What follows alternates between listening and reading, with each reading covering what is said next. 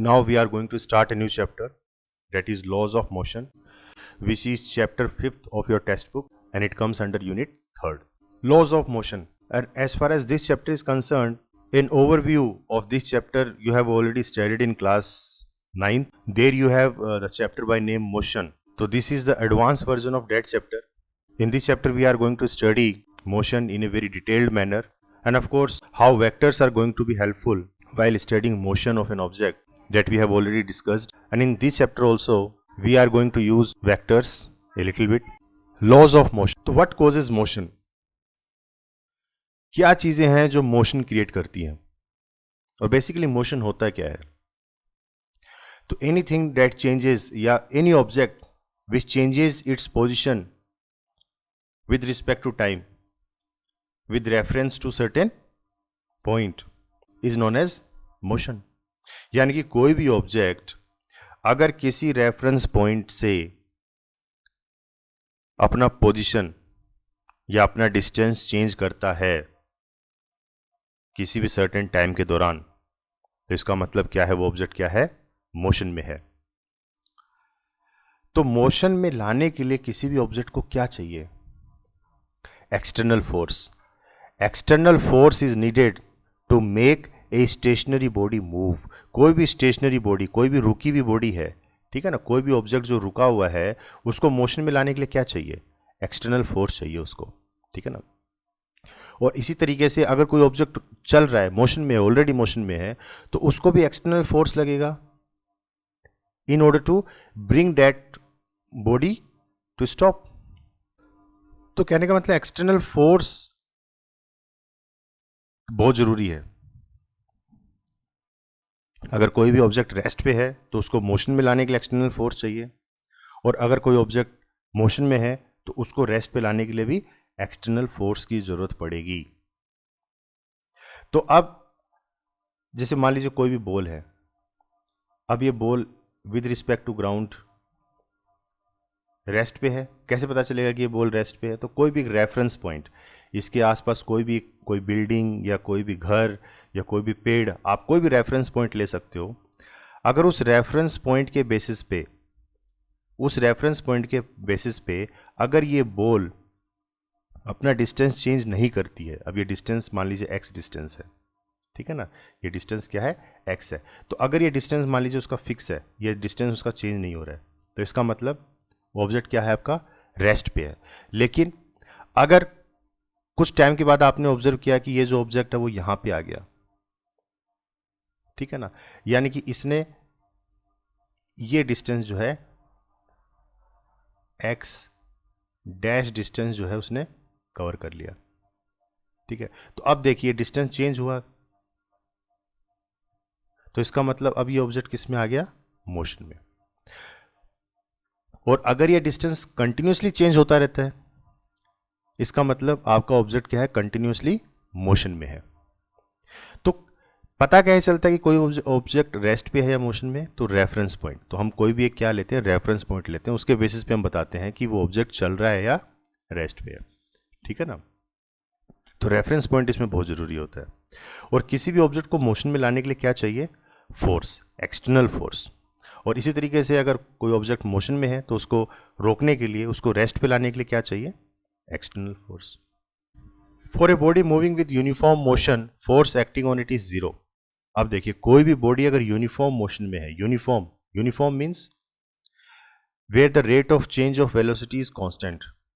Rate of change of velocity is constant, that means delta v upon delta t. Delta v upon delta t, यह आपका क्या होगा? Zero होगा. तो आपकी मोशन कैसी होगी? वो यूनिफॉर्म मोशन होगी. मतलब एक ऐसी मोशन जिसमें वेलोसिटी में कोई चेंज नहीं आ रहा. मतलब जो इनिशियल वेलोसिटी है, डेल्टा वी क्या होता है? Final velocity minus initial velocity. मतलब final velocity minus initial velocity, यही होती है डेल्टा वी. यानी कि अगर फाइनल वेलोसिटी भी वही है जो कि उसकी इनिशियल वेलोसिटी थी, यानी कि सेम, यानी कि स्टार्टिंग मान लीजिए कोई ऑब्जेक्ट जब शुरू करता है अपनी मोशन तो उस वक्त उसकी वेलोसिटी है 2 मीटर पर सेकेंड, और जब तक आप उसको जितने टाइम पीरियड में आप उसको ऑब्जर्व कर रहे हो तो उसकी फाइनल वेलोसिटी भी क्या है 2 मीटर पर सेकेंड। तो 2 माइनस 2 कितना हो गया 0, यानी कि उसमें कोई चेंज नहीं आया वेलोसिटी में, एक ही वेलोसिटी के साथ मूव कर रहा है, यूनिफॉर्म मोशन है। तो उसको हम क्या बोलेंगे, यूनिफॉर्म मोशन, ठीक है ना। Where the rate of change of velocity is 0 then the object is said to be in uniform motion. तो ऐसे केस में ये कहते हैं कि जो फोर्स लगेगा उसके ऊपर, इसका मतलब वो फोर्स क्या हो गया 0।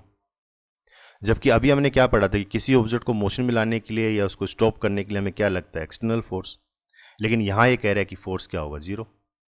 तो ये क्या है, कॉन्ट्राडिक्ट नहीं है चीजें।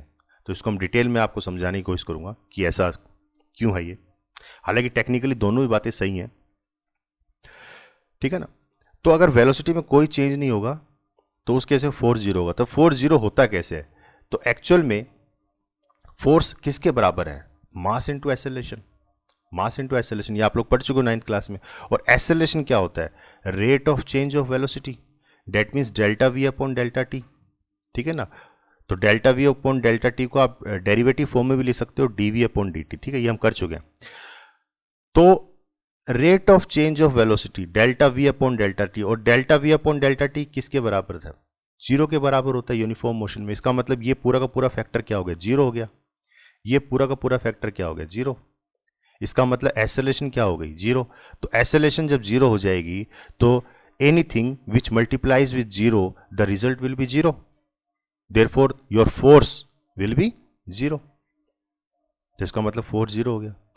तो कहने का मतलब अगर ऑब्जेक्ट आपका यूनिफॉर्म मोशन में है तो उस केस में उसके ऊपर जो फोर्स लगेगा वो फोर्स कैसा होगा, 0 होगा। अब ये कॉन्सेप्ट हमारे सामने आया, ठीक है। अब एरिस्टोटल इस चीज को कैसे समझाते हैं, तो Aristotle's law of uniform motion है।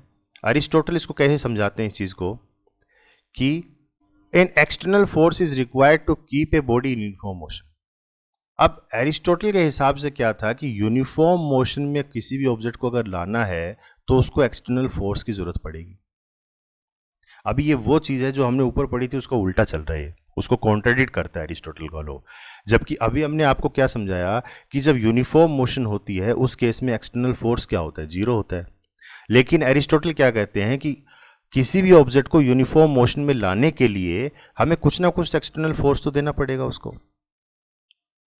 For example, a boy pulling an object and moving with constant velocity, कि एक कोई बच्चा है किसी ऑब्जेक्ट को खींच रहा है और एक कांस्टेंट वेलोसिटी के साथ खींच रहा है, ठीक है ना, कांस्टेंट वेलोसिटी के साथ खींच रहा है, यानी कि यहां पे उसकी इनिशियल वेलोसिटी और फाइनल वेलोसिटी जो है वो सेम है, यानी कि जो चेंज इन वेलोसिटी है वो कांस्टेंट है, ठीक है ना, 0 है।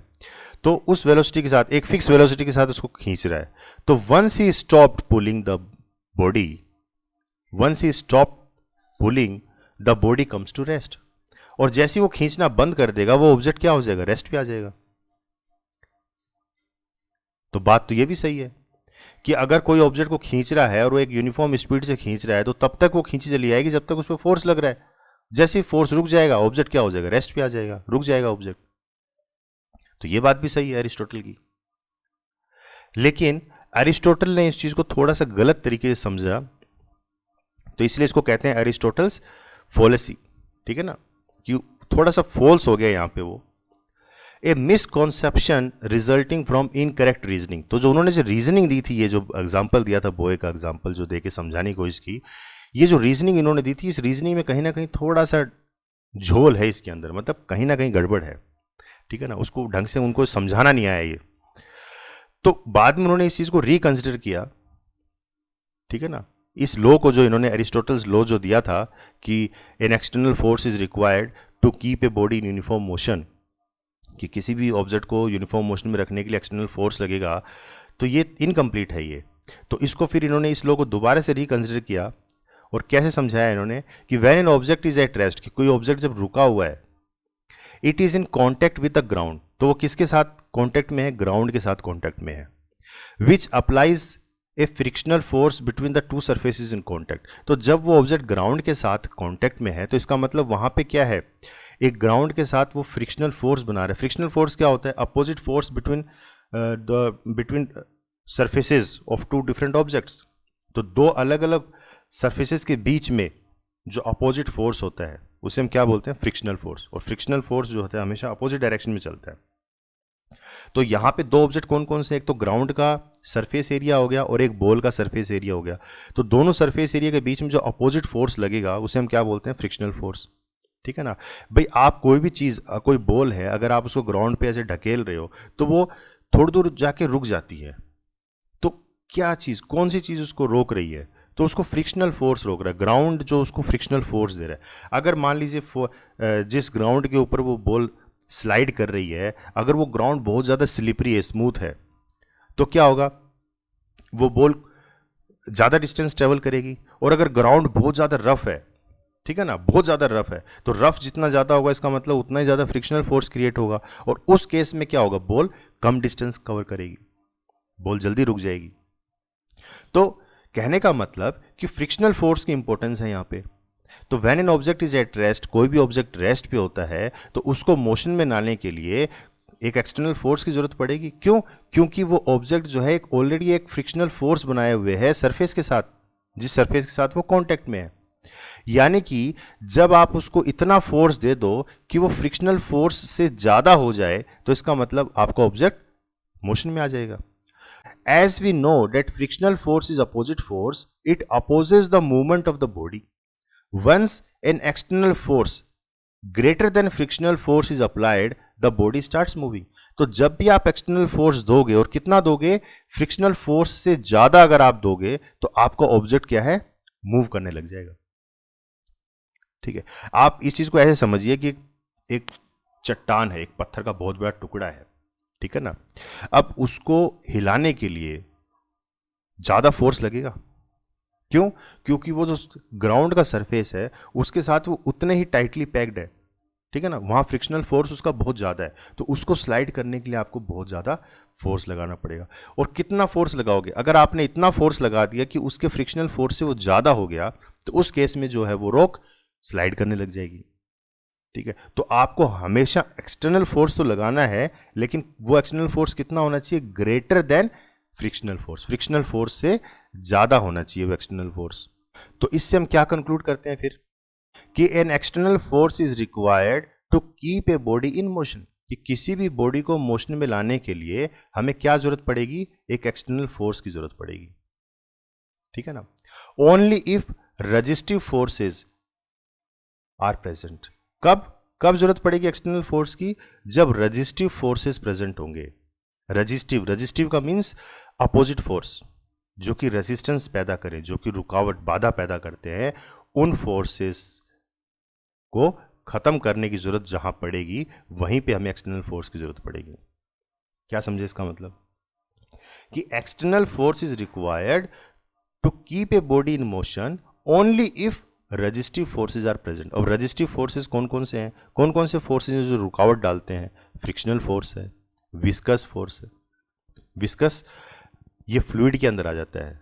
विस्कस फ्लूइड कौन से होते हैं? जो बहुत ज़्यादा चिपचिपे होते हैं, जिनकी डेंसिटी बहुत ज़्यादा होती है, जैसे हनी है, शहद हो गया, वो हाईली विस्कस होता है। तो उसके अंदर अगर या मान लो दलदल है कोई, तो दलदल के अंदर चलना बहुत मुश्किल हो जाता है। दलदल के अंदर चलने के लिए उतना ही ज़्यादा फोर्स लगाना पड़ता है। ग्राउंड पे आप इजीली चल पाते हो, लेकिन दलदल में आप नहीं चल पाते। दलदल में चलने के लिए ज़्यादा फोर्स चाहिए। तो वही है, तो क्योंकि जो विस्कोसिटी है, विस्कोसिटी भी क्या करती है? एक अपोजिट फोर्स लगाती है। तो उसको ओवरकम करने के लिए हमें ज़्यादा फोर्स लगाना पड़ता है। ऐसे जो फ्रिक्शनल फोर्स है वो भी अपोजिट डायरेक्शन में चलता है, तो इसलिए चीज़ों को मूव करने के लिए उससे ज़्यादा फोर्स हमें लगाना पड़ेगा। तो कहने का मतलब कि एक्सटर्नल फोर्स की हमें ज़रूरत कब पड़ती है? जब रेजिस्टिव फोर्सेस वहाँ अवेलेबल हों। तो अगर कोई भी रेजिस्टिव फोर्सेस अवेलेबल नहीं होगा, ठीक है ना, मान लीजिए रेजिस्टिव फोर्सेस है ही नहीं, तो उस केस में एक्सटर्नल फोर्स भी हमें नहीं लगाना पड़ेगा, ठीक है ना। तो अरिस्टोटल ने फिर ये कंक्लूजन दिया इस चीज का। यानी कि इसका कहने का मतलब ये है कि अगर आपने किसी चीज को मोशन में डाल दिया एक बार, ठीक है ना, आपने कोई फोर्स लगा दिया, एक बार स्टार्टिंग में इनिशियल फोर्स लगा दिया और वो ऑब्जेक्ट मोशन में चला गया, ठीक है ना, घूम रहा है या चल रहा है, मतलब मोशन में है, तो वो ऑब्जेक्ट इन्फिनिटी टाइम तक मोशन में रहेगा, ठीक है ना, इन्फिनिटी टाइम तक मोशन में रहेगा अगर उसके ऊपर कोई भी रजिस्टिव फोर्सेस अप्लाई नहीं हो रहे हैं, ठीक है ना। लेकिन अगर रजिस्टिव फोर्सेस अप्लाई होंगे तो कुछ टाइम के बाद वो ऑब्जेक्ट अपने आप रुक जाएगा। जैसे मान लीजिए आप जोर से किसी फुटबॉल को किक मारते हो और वो ग्राउंड के ऊपर चली जा रही है, तो कब तक चलती है? वो कुछ डिस्टेंस कवर करने के बाद वो रुक जाती है। क्यों रुक जाती है? क्योंकि वहां पे रजिस्टिव फोर्सेस उसके ऊपर एक्ट होते हैं। अब रजिस्टिव फोर्सेस कौन कौन से एक्ट होते हैं उस बॉल के ऊपर? एक तो ग्राउंड के साथ जो फ्रिक्शनल फोर्स बना रहे हो, ठीक है ना, क्योंकि बॉल जब स्लाइड करेगी ग्राउंड के ऊपर तो हर एक पॉइंट के ऊपर एक कांटेक्ट बनाएगी ग्राउंड के साथ, तो ग्राउंड जो है उसको अपोजिट फोर्स लगाता है ये, और बॉल जो जा रही है इधर, ठीक है ना, तो दोनों फोर्स में देखिए अपोजिट डायरेक्शन है, तो एक फ्रिक्शनल फोर्स होता है, तो इस वजह से बॉल जो है कुछ दूरी पे जाके रुक जाएगी। तो एक तो फ्रिक्शनल फोर्स लगा, दूसरा एक रजिस्टिव फोर्स लगा ड्यू टू एयर, क्योंकि एयर के कांटेक्ट में भी रहता है, तो एयर के अंदर जो पार्टिकल्स होते हैं वो भी इसको अपोजिट डायरेक्शन में ढकेलेंगे, ठीक है ना। तो दो फोर्स यहाँ लगते हैं और इन दोनों फोर्स और दोनों ही फोर्स के अपोजिट डायरेक्शन में लगते हैं, तो इसी वजह से ये ऑब्जेक्ट जो है कुछ दूरी पे जाके रुक जाता है। तो अगर अरिस्टोटल का कहने का मतलब ये है कि अगर ये एक्सटर्नल फोर्सेज अगर हम हटा दें, मान लें कि एक्सटर्नल फोर्सेज है ही नहीं, तो उस केस में क्या होगा कि अगर आपने एक बार किसी ऑब्जेक्ट को मोशन में डाल दिया तो वो ऑब्जेक्ट इन्फिनिटी टाइम तक मोशन में रहेगा, वो रुकेगा नहीं फिर। क्लियर है? यानी कि इसको ऐसे समझिए कि आप स्पेस में अगर किसी चीज को छोड़ दो, तो स्पेस में अगर आप किसी चीज को एक बार आप फोर्स लगा के उसको छोड़ दो, तो वो ऑब्जेक्ट इन्फिनिटी टाइम तक स्पेस में घूमता रहेगा। क्यों? क्योंकि वहां पे कोई फ्रिक्शनल फोर्स है ही नहीं उसको रोकने के लिए, क्योंकि वो वैक्यूम है वहां पे, ठीक है ना, कोई भी रजिस्टिव पार्टिकल वहां नहीं है, कोई भी रेजिस्टेंस वहां नहीं है जो उसको रोक सके, तो वो इन्फिनिटी टाइम तक घूमता रहेगा, ठीक है ना। तो ये चीज है। फिर इसी के बाद में एक नया कॉन्सेप्ट आया, इनर्शिया। तो इनर्शिया क्या कहता है